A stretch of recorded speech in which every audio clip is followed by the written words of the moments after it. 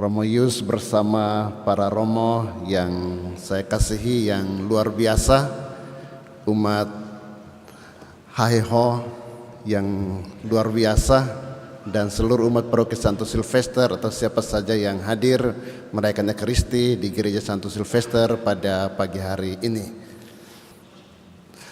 Homili akan dibagi dalam dua bagian. Yang pertama sedikit pengantar atau perkenalan dari saya dan akan dilanjutkan oleh Romo Romanus yang akan memberikan inspirasi kita tentang bacaan-bacaan suci yang kita dengarkan pada hari ini. Bapak Ibu saudara-saudari terkasih, umat HHO yang saya kasihi, mungkin ada yang baru pertama kali datang merayakan Ekaristi di Gereja Santo Silvester. Inilah Gereja Santo Silvester, gereja yang indah. Dan minggu lalu saya juga mengatakan bahwa Bapak Ibu umat HHO yang merayakan Ekaristi di Gereja Santo Silvester dijamin kelak akan masuk surga, gitu kan. Tapi Romo Yus tidak mau masuk cepat-cepat. Bapak Ibu saudara-saudara kasih, Gereja Santo Silvester itu berada di kompleks Bali Pecatugraha. Itu dikelola oleh PT BPG, dan yang punya itu adalah Tommy Soeharto yang punya kompleks ini. Kemudian tanah di atas bangunan gereja ini adalah milik Bali Pecatugraha, sedangkan kita hanya membangun. Bangunannya punya kita, tapi tanahnya punya mereka. Dibangun pada tahun 2016, kemudian pada bulan November 2017 selesai dibangun, dan tanggal 30 November 2017 itu diberkati, lalu mulai digunakan. Kemudian setelah itu selama 1 tahun saya bersama umat Paroki Santo Silvester itu mempersiapkan gereja ini untuk dinaikkan statusnya menjadi paroki. Maka pada tanggal 30 November 2018, tepat 1 tahun, itu diresmikan menjadi paroki. Dan dengan demikian tahun ini sebagai paroki memasuki tahun yang ke-6. Umat di Gereja Santo Silvester kurang lebih ada 3.200 jiwa yang tersebar di wilayah Kuta Selatan ini. Batasnya dengan gereja FX Kuta itu di Kedonganan, dari wilayah Kedonganan, kemudian terus ke Jembaran, Pogading, Guagong, Purigading, GWK, Ungasan, Kutuh, kemudian daerah Pecatu, terus sampai ke Uluwatu, termasuk kerak-kerak di Uluwatu itu juga masuk umat Paroki Santo Silvester, Bapak Ibu. Itu wilayah Gereja Santo Silvester. Tapi saudara terkasih, umat Paroki Santo Silvester, mungkin hari ini ada yang baru datang. Seperti dikatakan Romo Yus tadi, ini adalah gelombang kedua. Dan sekali lagi kita diinspirasi oleh kelompok komunitas HHO ini, yaitu happy, healthy, dan holy. Tadi ketika mau memasuki atau datang ke gereja ini, hujan, dan tentu Bapak Ibu apalagi yang sudah sesepuh harus berjuang untuk naik tangga, dan itu butuh perjuangan. Maka untuk mencapai hidup yang HHO itu memang membutuhkan perjuangan, dan dalam perjuangan itu ada tantangan. Ada orang yang mampu untuk mengatasi tantangan itu, tetapi ada yang menyerah terhadap tantangan itu. Maka hari ini untung baik ada umat dari HHO, para Romo yang hadir banyak. Kalau tidak, hanya umat Paroki Santo Silvester cuma berapa orang saja bisa dihitung, sepi. Karena hujan. Hujan membuat orang tidak mau datang gereja. Ada tantangan hujan membuat orang nyerah. Maka kita senantiasa diinspirasi bahwa dalam hidup ini untuk happy, untuk healthy, untuk holy memang membutuhkan suatu perjuangan. Dan hanya orang yang berhasil untuk mengatasi tantangan kesulitan itu, dia akan mengalami itu dalam hidupnya. Terima kasih kepada para Romo, umat Paroki Santo Silvester dan semua komunitas HIHO yang senantiasa hadir 2 minggu di Gereja Santo Silvester dan menginspirasi kami untuk terus berjuang untuk menjadi pribadi, menjadi umat yang happy, menjadi umat yang sehat, dan menjadi umat yang holy dalam seluruh perjuangan hidup kita. Inilah tantangan kita, mari kita terus berjuang untuk senantiasa menjadi pribadi yang HIHO dalam seluruh perjuangan hidup kita. Terima kasih atas kehadirannya para Romo. Tuhan senantiasa menyertai kita dengan segala berkat-Nya. Amin.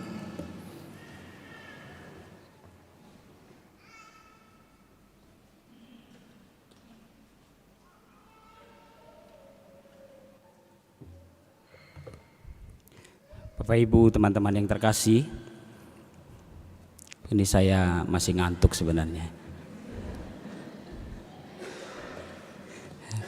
Yang pertama Pastor Alphonse dan juga umat di Paroki Santo Silvester, terima kasih banyak kami diberikan kesempatan untuk hadir dan juga pasti menimba inspirasi rohani, melihat tempatnya dan sekaligus juga berjumpa dengan Bapak Ibu dan teman-teman.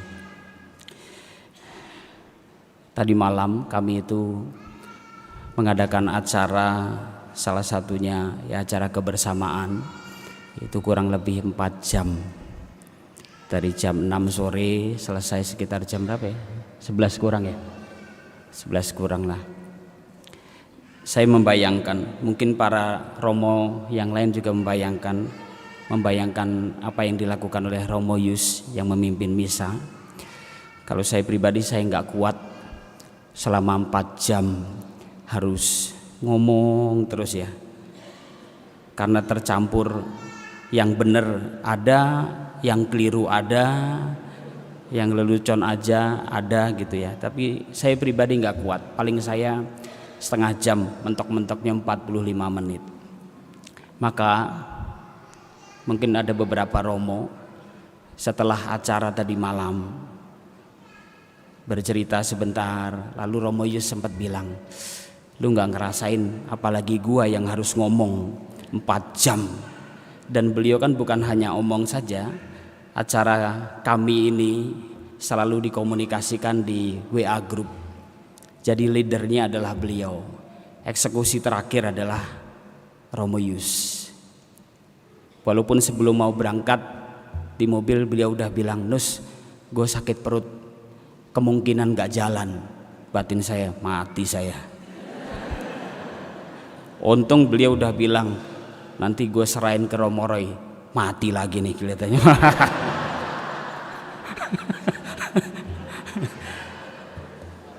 Tetapi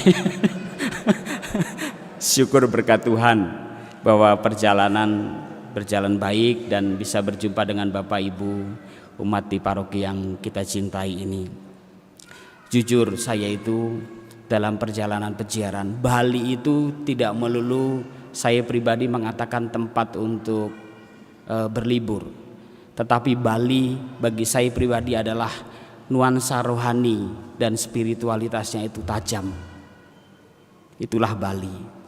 Maka ketika kami belum menyeberang ke Bali, berada di Banyuwangi, setelah sampai lalu misa, saya itu dalam hati selain juga saya bersyukur atas perjalanan hidup yang kami lakukan, tetapi saya tuh punya intensi khusus.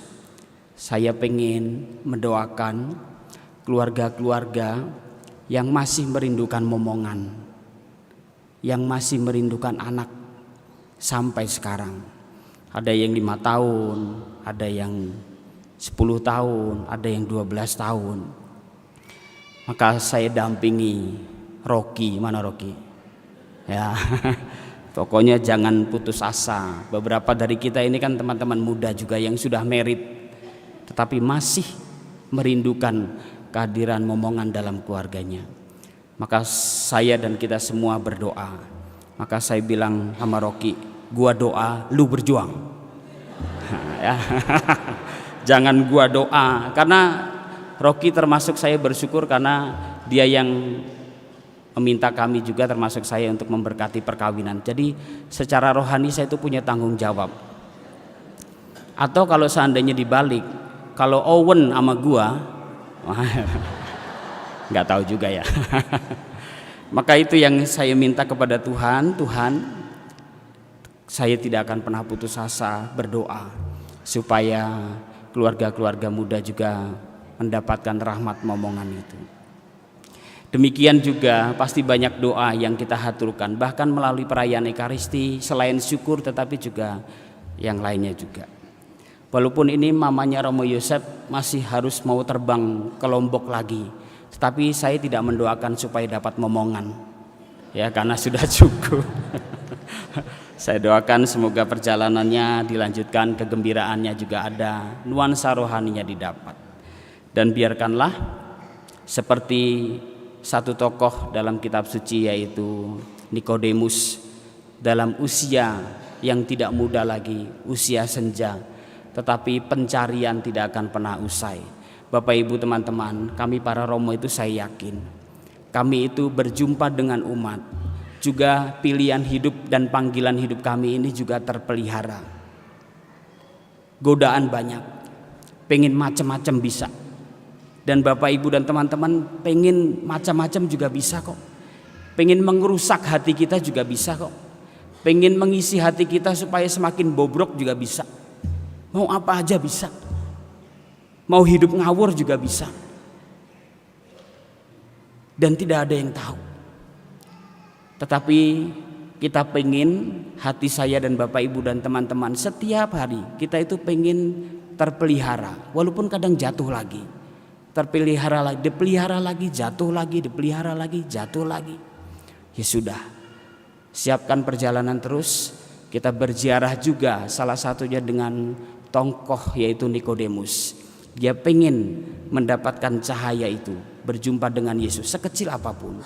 Terutama buat teman-teman muda, kerap kali godaan banyak sekali. Saya pun juga, bahkan bukan godaan yang datang, saya kerap kali mendekati godaan itu, mencari-cari dengan orientasi segala kenikmatan.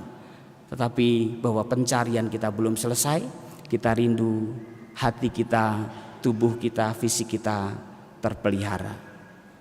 Amin. Terima kasih Romo Alfon dan Romo Romanus. Tadi Romo Alfon sedikit cerita ini umatnya agak kosong karena menyerah karena hujan.